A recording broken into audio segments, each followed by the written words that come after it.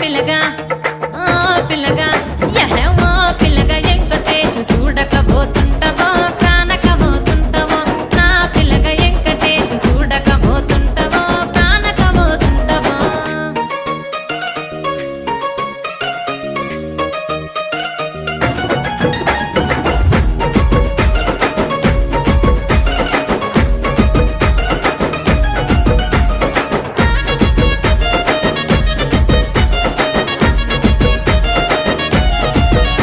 ఓయ్ కండ్లకు కాటుక వెడితే కన్యాకుమారి